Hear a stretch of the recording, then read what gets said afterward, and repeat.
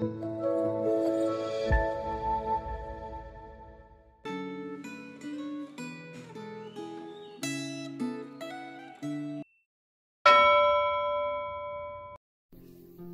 Bapak Ibu Saudara, mari sebelum kita membaca firman Tuhan dan merenungkannya, kita bersatu di dalam doa.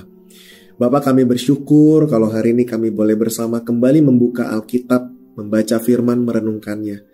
Tuhan berikan kami hikmat, bicaralah kepada kami pribadi lepas pribadi sehingga kehidupan kami semakin menyerupai Kristus. Di dalam nama Yesus kami berdoa. Amin. Tema hari ini adalah hikmat dan seni memimpin yang efektif. Terambil dari Amsal pasal ke-25. Saya hanya akan membacakan ayat 28 saja. Demikian firman Tuhan. Orang yang tak dapat mengendalikan diri adalah seperti kota yang roboh temboknya. Demikian firman Tuhan. Saudara, Amsal pasal 25 sampai 29 adalah amsal-amsal kuno tulisan Raja Salomo yang dikumpulkan para pegawai Raja Hizkia. Perkataan bijaksana dalam ayat 2 sampai 15 ditujukan bagi para pejabat istana.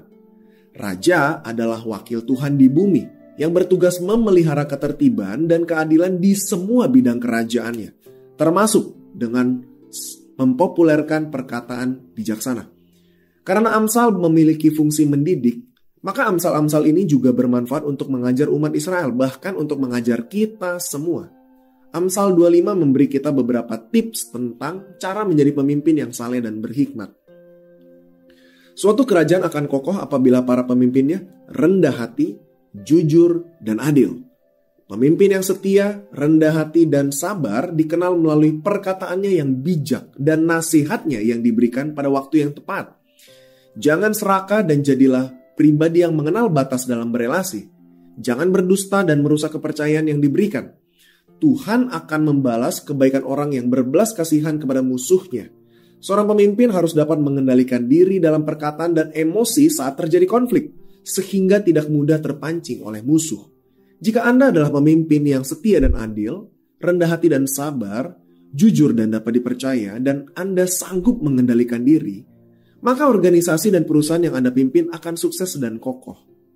Hikmat adalah seni dan kemahiran menjalani hidup.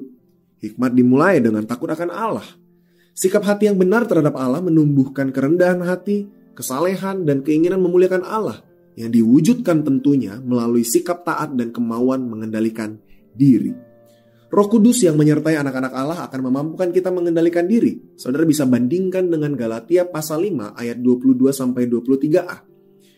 Saudara renungkanlah apakah Anda selalu berusaha mengendalikan diri sendiri atau Anda justru selalu berusaha mengendalikan orang lain.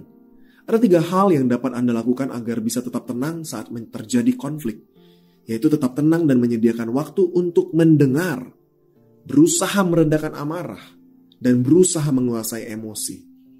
Berusaha untuk bisa bersikap tenang dan melakukan introspeksi diri terhadap apa yang telah Anda ucapkan, terutama bila ucapan Anda dikuasai oleh amarah. Bagaimana perasaan Anda bila Anda menjadi sasaran kemarahan yang meledak-meledak?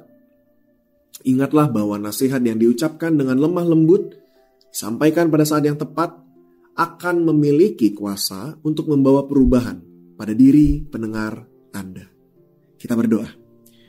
Bapa, kami bersyukur kalau hari ini kami kembali belajar dari firman-Mu mengenai seorang pemimpin yang mengendalikan diri dengan motif mengingat bahwa kami adalah anak-anak yang telah Kau selamatkan, sehingga kehidupan kami sungguh harus mencerminkan bagaimana iman kepercayaan kami. Tuhan, tolong kami kalau hari ini kami belum menjadi pemimpin yang baik, yang menjadi teladan, tapi kami sungguh rindu mau belajar dari Engkau saja. Pimpin sertai kami. Dalam nama Yesus kami berdoa. Amin. Tuhan memberkati.